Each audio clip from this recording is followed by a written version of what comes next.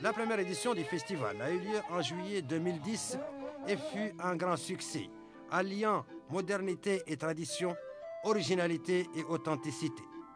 Elle avait donné une impulsion majeure et un grand enthousiasme pour l'organisation de la deuxième édition, dont le signal de lancement a été donné le 14 juillet 2011 par la ministre de la Culture, de la Jeunesse et des Sports, accompagnée du ministre de l'Habitat, de l'Urbanisme et de l'Aménagement du Territoire, ainsi que du ministre du Développement rural. Cette édition s'est poursuivie jusqu'au 18 du même mois.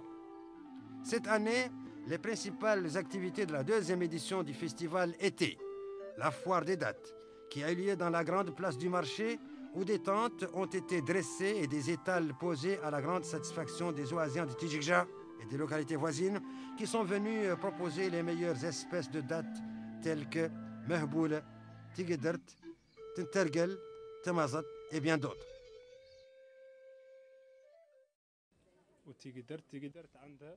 Chez nous, les variétés des dattes sont exploitées et même consommées différemment. Par exemple, le mehboulé est souvent consommé fraîche. D'autres, comme tijoub, sont conservées dans des pots de chèvre pour les autres saisons de l'année. Les dattes de Tigidert sont séchées et sont très recherchées pour leurs vertus médicinales. Les visiteurs sont venus nombreux à cette foire.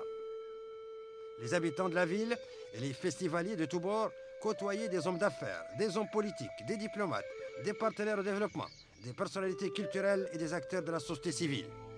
Tous sont venus découvrir, déguster ou acheter les fraîches et délicieuses dattes de l'Oasis.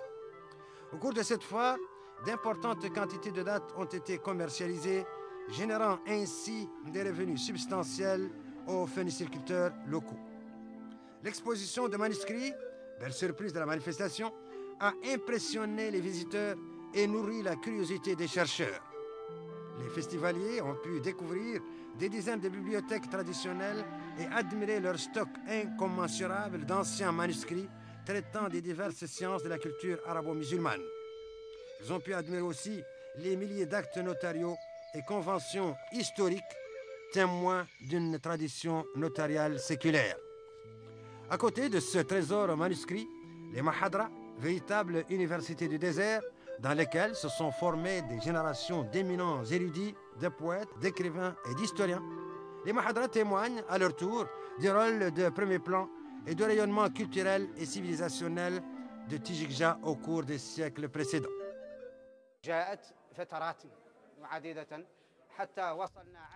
L'immense patrimoine manuscrit de Tijikja s'est constitué par étapes au fil des siècles.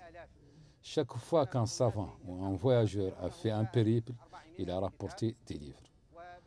Et ce, en plus de nombreux manuscrits rédigés par les savants de la ville.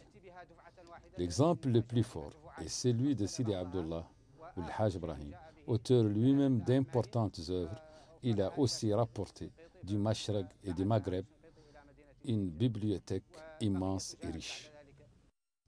Pour leur part, les ateliers et les conférences animées par les experts de la ville ont traité du palmier et des dattes, ainsi que des problèmes de l'oasis, notamment la rareté de l'eau et les solutions appropriées pour y pallier.